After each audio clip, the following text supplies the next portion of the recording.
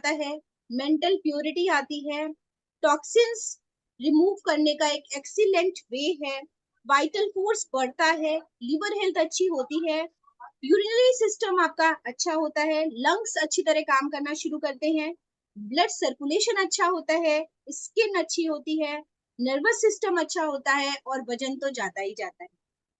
क्या नहीं करना है आपको खास तौर पे, क्योंकि बहुत सारे लोग पूरा ऐसा कर पाएंगे, ये थोड़ा सा ऐसा लगता है कि नहीं हो पाता है। हमारे पास अगर 150 लोग जुड़े हैं हमारे ग्रुप पे, तो शायद 20 लोग अच्छे से फास्टिंग कर पाते हैं। सो वो लोग अगर कुछ भी यहाँ से लेके जाते हैं और एक मोटिवेशन रखते हैं तो भी कोई बुराई नहीं है। सो हमें ये समझना है कि आप फास्टिंग थेरेपी को, जो प्राकृतिक चिकित्सा की एक विधा है, उसको अच्छे से समझ पाए। प्रोसेस्ड फूड मत खाइए, वाटर इनटेक हाई रखिए, स्लो ईटिंग कीजिए, प्रार्थना के साथ कीजिए, चबा चबा के कीजिए। तो जब आप प्रार्थना के साथ करेंगे तो अपने आप ही धीरे धीरे खाएंगे। हाथों का प्रयोग कीजिए, चम्मच का प्रयोग मत कीजिए। प्राकृतिक रहिए, मतलब जितना कोशिश भर, मैंने भी एकदम नेचुरल हूं मैं आज, तो ऐसे कोशिश भर कॉस्मेटिक, बाहर की दुनिया, इन सब से हटाइए। बहुत ज्यादा सोशल मीडिया नेटवर्क का प्रयोग कम से कम कीजिए, लिमिटेड भर कीजिए, और अपने मन में आंतरिक जप कीजिए, जिसका समय नहीं है आज हमारे पास, पर आंतरिक जप की अपनी एक है जो मैं कल से कर रही हूँ। तो चाहे जय माता दी, चाहे राम नाम, चाहे ओम की चैंटिंग, जो भी आपको लगता है, मन में आंखें बंद करके आप उसी में बने रहिए, उसी धुन में बने रहिए। क्या होता है फास्टिंग के दौरान, तो अभी आप जब मैं एक दिन पहले कल का बताती हूँ, तो मैं आज अगर डाइट प्लान बता रही हूँ तो कल का बता रही हूँ, और आपको आज का जानने के लिए हमारे यूट्यूब पे जाना पड़ेगा या हमारे ग्रुप पे उसका लिंक शेयर है, इसको भी मैं 1 घंटे में आपको शेयर कर दूंगी। तो मैं कल का डाइट प्लान बताने वाली हूँ। थोड़ी बहुत वीकनेस आती है जो नेचुरल है, नॉर्मल है। फीवर आ सकता है क्योंकि बॉडी टॉक्सिन्स निकालने की कोशिश करती है, तो हल्की फुल्की बॉडी आपकी वार्म बिहेव कर सकती है। कफ एंड कोल्ड दिखता है क्योंकि वो बाहर निकलने की कोशिश कर रहा है। समहाउ थोड़ा लो फील कर सकते हैं, समहाउ नींद नहीं आ सकती है, वीकनेस हल्की हो सकती है, ये सब नेचुरल है। हेडेक हल्का हो सकता है, तो ऐसे भी आपको हेडेक होता है, खाना खा के भी होता है, तो इसको इससे मत जोड़ें कि खाना नहीं खाया है इसलिए हेडेक हो रहा है। अब बात करते हैं डे 3 के डाइट प्लान पे। डे 3, मैं वैसे इसको डे 4 रखती थी, पर हम डे 3 के डाइट प्लान पे बात करते हैं। आपको 9 तारीख का मिल गया, आपको 10 तारीख का मिल गया, आपको 11 तारीख के डाइट प्लान की बात कर रहे हैं हम। अब यहाँ से मेनली फास्टिंग शुरू होती है, तो जो भी हमारे साथ इस तरफ जाए वो बहुत ही अच्छे से अपना असेसमेंट कर ले, जो कि पहले वाले मैंने उसमें बताया है, और उसके बाद आप इसको नोट करके प्रॉपरली करें, जिससे गलती होने की गुंजाइश ना हो और आपको इसका पूरा फायदा मिले। इसमें हम क्या करते हैं, 8 बजे आपने जैसे फल खाए, तो एक टाइम में एक ही टाइप का फल खाएंगे। तो मैं 8 बजे से जैसे शुरू कर रही हूँ, सुबह आपका हनी लेमन वाटर हो सकता है, सुबह आपका तुलसी पानी हो सकता है, ऐसा हो सकता है, और नींबू पानी शहद दिन में 3 बार हो सकता है। वो आपके सोडियम लेवल को बना के रखेगा, शुगर लेवल को बना के रखेगा, आपको ब्लड प्रेशर नहीं कम होगा।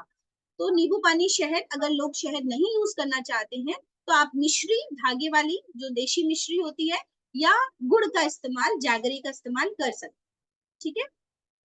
8 बजे आपको कोई एक फल लेना है, जो भी आपकी जैसी स्थिति है उसके अकॉर्डिंग फल लीजिए। सेब सूदिंग है वो ले सकते हैं, अनार सूदिंग है तो 2 अनार खा लिए या 2 सेब खा लिए, ऐसा करके कोई भी फल, तरबूज खा लिया, जैसा फल आपको मन है वैसा 250 ग्राम के आसपास खाना चाहिए। 3 घंटे का गैप रखिए, 3 घंटे में आप सिर्फ पानी पियेंगे या नींबू पानी शहद पियेंगे। 11 बजे आपको रॉ वेजीज खानी है, तो रॉ वेजीज में भी कोशिश करिए एक टाइम पे एक ही खाइए।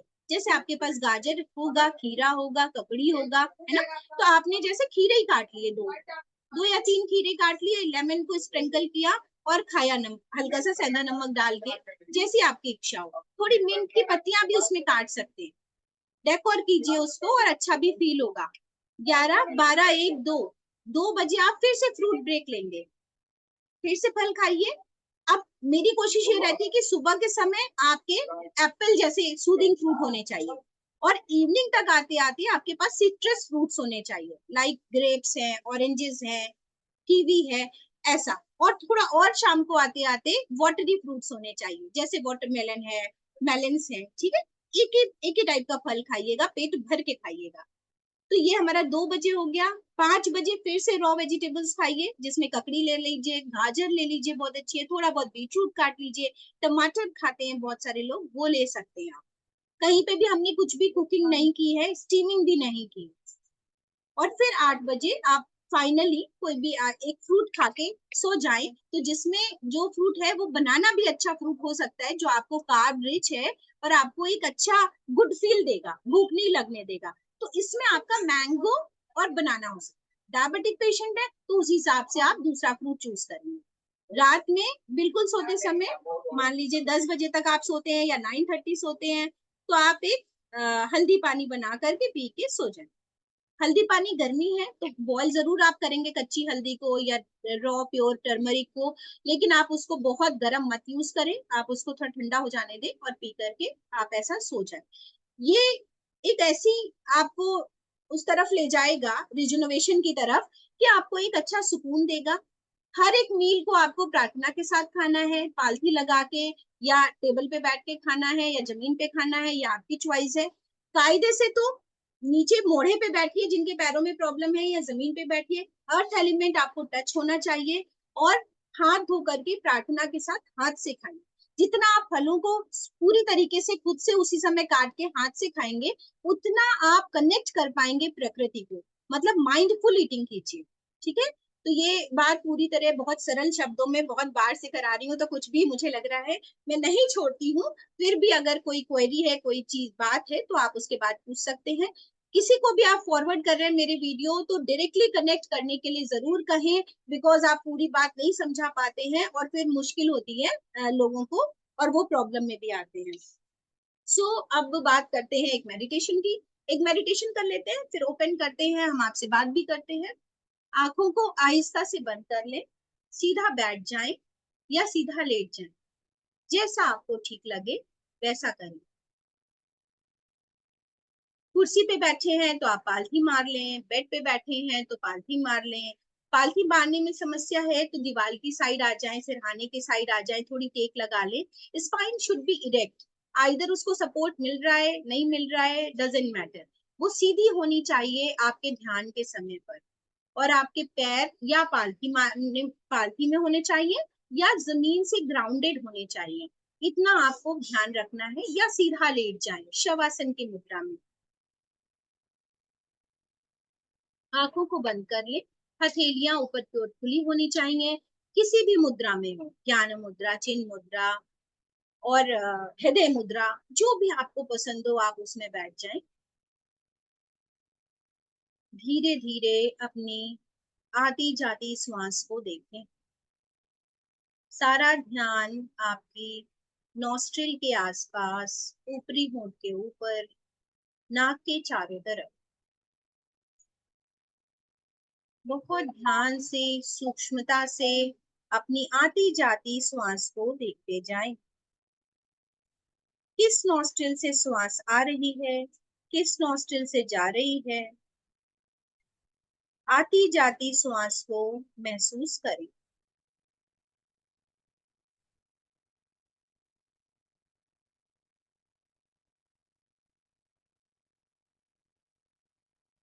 उसके टेम्परेचर को महसूस करें।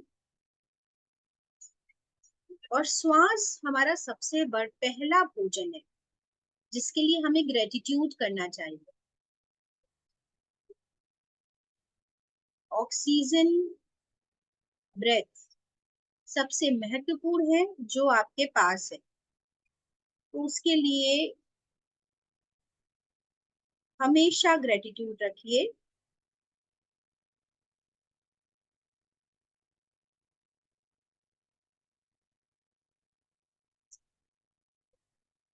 अब हम अपने ध्यान को अपने नेवल पे शिफ्ट करेंगे, नाभि पर, और नाभि को सिर्फ ऑब्जर्व करेंगे।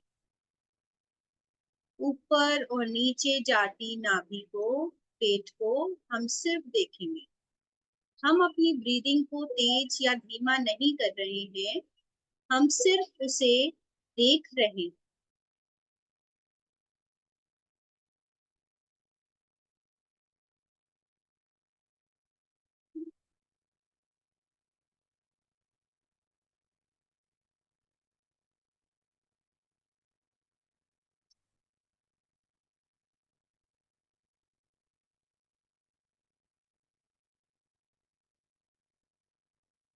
3 बार मानसिक ओम को जप करने की प्रैक्टिस कीजिए। जैसे हम ओम को बोलते हैं उसमें ऊर्जा डिप्लीट होती है। ओम।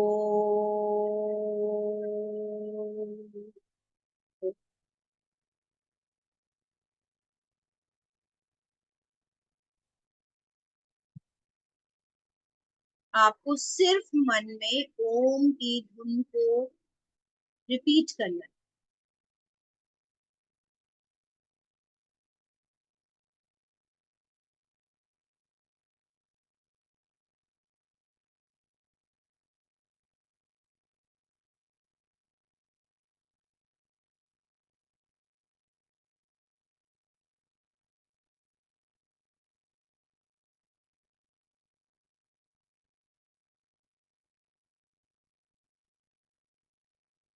अब हम साधना के पहले पड़ाव की तरफ चलते हैं। आप एक ऐसे मंदिर की तरफ जा रहे हैं जहां आप हमेशा से जाते जाते हैं। ऐसे मंदिर में जाएं जहां पर आप अक्सर जाते हैं और यहाँ पर दुर्गा माँ की भव्य मूर्ति है। पर आपको खास क्या करना है, आप ना तो फूल खरीद रहे हैं, ना तो प्रसाद खरीद रहे हैं। आप मंदिर के दरवाजे पर पहुंचकर, बहुत सारी भीड़ है, आप सिर्फ 1 घंटा बजाते हैं और अपने सिर के ऊपर का घंटा एक बार नहीं, आप 7 बार बजाते हैं। बजाइए। पहला घंटा आपके मूलाधार चक्र को वाइब्रेट करता है। दूसरा घंटा आपके स्वादिष्ठान चक्र को वाइब्रेट करता है। तीसरे घंटे की धुन आपके सोलर प्लेक्सस को वाइब्रेट करती है, मणिपुर चक्र। चौथा घंटा आपके हृदय चक्र को वाइब्रेट करता है, अनाहत चक्र। पांचवा घंटा आपके विशुद्धि चक्र को वाइब्रेट करता है। छठा घंटा आपके अजना चक्र को वाइब्रेट करता है और सातवां घंटा आपके सहस्त्रार चक्र, सर के सबसे ऊपर वाले चक्र को वाइब्रेट करता है। तो ऐसा अपने चक्रों के साथ महसूस करें। जब आप घंटा बजाएं तो उस जगह पर ध्यान को ले जा रहे हैं। अब आप अंदर जाते हैं। जैसे जैसे आप अंदर जाते हैं आपको भीड़ दिखती ही नहीं है, जैसे भीड़ अपना काम कर रही है। आप थोड़ा थोड़ा अंदर जाते हैं और लगभग 2 फीट की दूरी पे आप दुर्गा जी को देखना शुरू करते हैं। एक टक आप उनको निहारते हैं, पूरी मूर्ति को बहुत प्यार से देखते हैं, उनकी 10 भुजाओं को देखते हैं। भुजाओं में शंख, गदा, चक्र, तलवार, कमल का फूल, अभय मुद्रा, सब कुछ आपको दिख रहा है। उनकी शेर पर सवारी, चूहा और उनका भव्य सौंदर्य।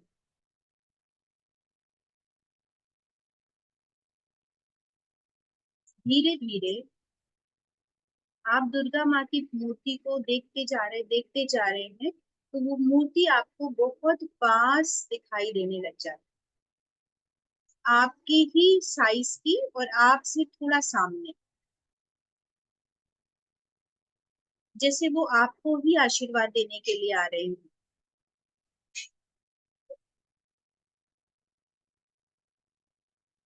धीरे धीरे दुर्गा माँ का ये प्रतिरूप आपके बहुत पास आ चुका है।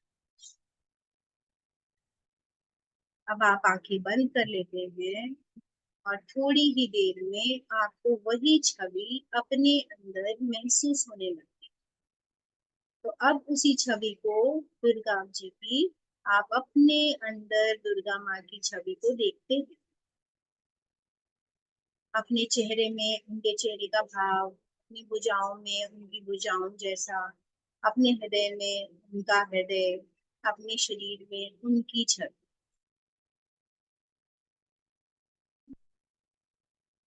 कुछ देर उसको आत्मसात कीजिए।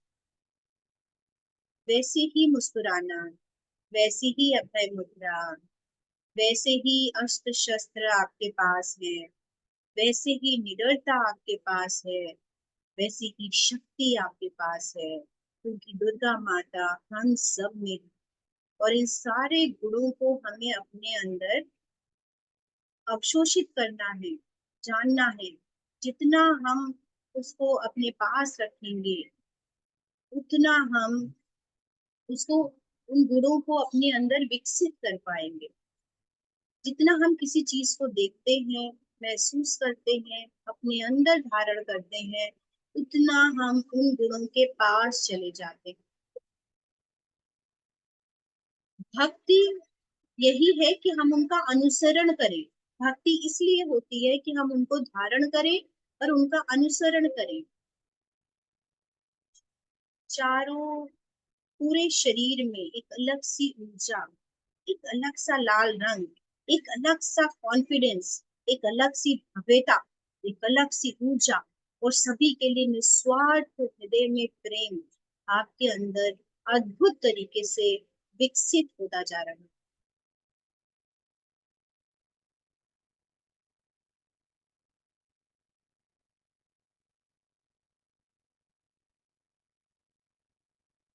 आप अपनी आंखें खोलते हैं, आपको जैसे पता नहीं कौन सा खजाना मिल गया है, ऐसा मुस्कुराते हैं, और एक बार उस भीड़ को देखते हैं जो एकदम हैरान परेशान है, सिर्फ भाग रही है फूल चढ़ाने के लिए, प्रसाद चढ़ाने के लिए, कि पंडित जी थोड़ा सा हमारे को थोड़ा सा ध्यान दे दें। वो उसी भीड़ में है, पर आपने जो, आपको जो मिला है वो सबसे अच्छा है, सबसे अतुल्य है। आप उस चीज को अपने अंदर समेटते हैं, और आप ऐसे ही धीरे धीरे खुश होते हुए, मुस्कुराते हुए बाहर आते हैं, अद्भुत तरीके से।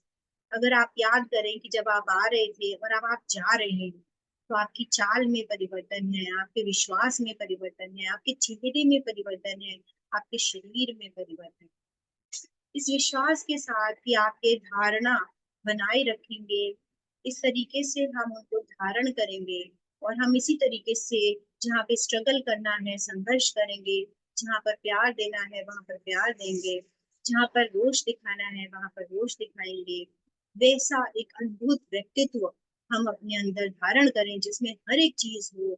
ऐसा ही दुर्गा जी का अनुष्ठान होना चाहिए, और ऐसा ही दुर्गा माँ को समर्पण होना चाहिए। तो अब जब आप अपनी जगह पर वापस आ गए हैं, फिर से मन ही मन जय माता दी का हम कुछ देर जाप करेंगे, मन में, एकदम आवाज भी ना आए। देखें मन में जप कैसा होता है।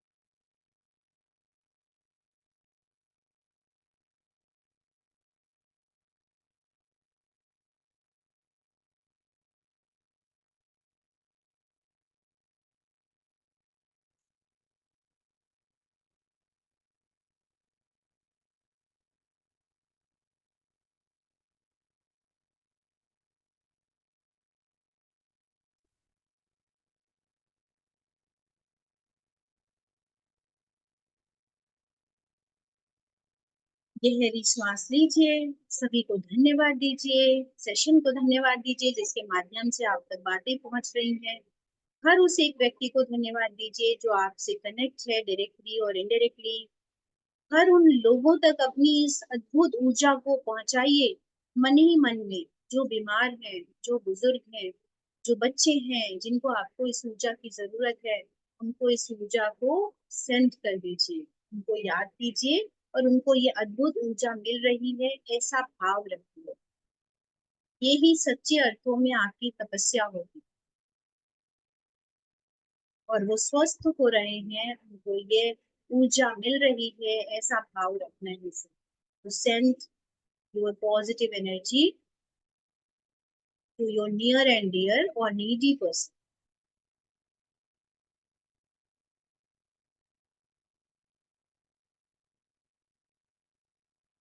Now thank you God.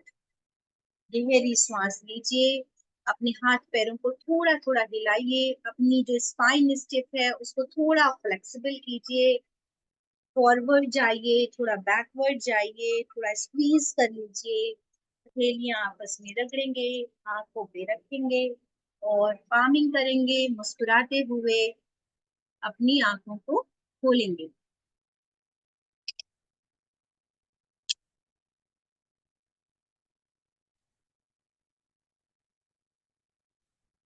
तो अब आप कुछ भी अगर पूछना चाहते हैं, कोई डाउट है तो आप हमसे पूछ सकते हैं।